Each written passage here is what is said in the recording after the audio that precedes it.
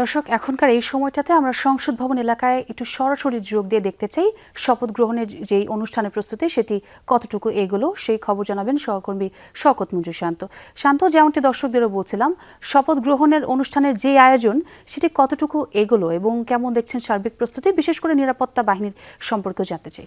A grade ক্লিংকারের confidence cement, বাংলাদেশের হৃদয় জুড়ে।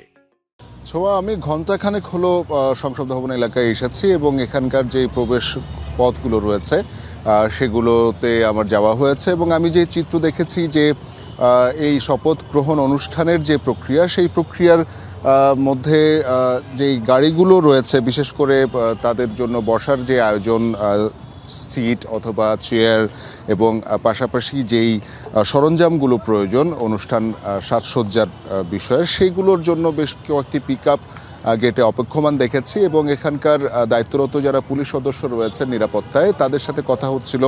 তারা কিন্তু আমাকে জানিয়েছেন যে এই মুহূর্তে আসলে সংসদ ভবন এলাকায় প্রবেশাধিকার আসলে কাউকেই দেয়া হচ্ছে না। শুধুমাত্র এই আয়োজনটা সম্পন্ন করার ক্ষেত্রে যারা এখানে কাজ করবেন, কলাকুশলী রয়েছেন অথবা এখানে অনুষ্ঠান সেট আপের জন্য যেই কর্মচারীরা কাজ করবেন, তাদেরকেই বিশেষ ক্ষেত্রে প্রবেশাধিকার দেওয়া হচ্ছে এবং এখানে যে কর্মকাণ্ড সেটি এখন পর্যন্ত চোখে সেভাবে পড়ছে না। তারপরও আমি দেখেছি যে নিরাপত্তা বাহিনীর বেশ কয়েকটি গাড়ি এবং এখানে যারা কলাকুশলী রয়েছেন, এখানে যারা কর্মকর্তা রয়েছেন, তারা কিন্তু পুরো সিঁড়ির উপরের যে প্লাজাটি, সেখানে তারা বিভিন্নভাবে মাপঝোঁক করছেন।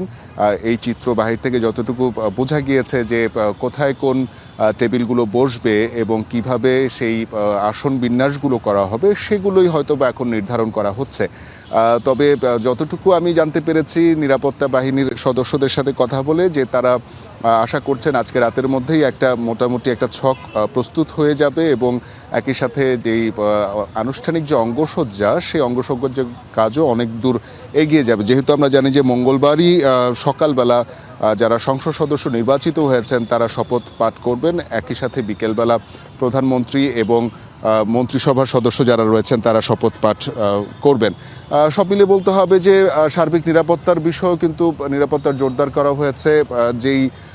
যে গেট দিয়ে 12 নম্বর গেট দিয়ে যেখান থেকে সব সংসদ সদস্যরা প্রবেশ করেন, সেইটি এখনও কিন্তু বন্ধ রাখা হয়েছে। হয়তোবা আগামীকালকের কিছু পরিবর্তন আসলেও আসতে পারে।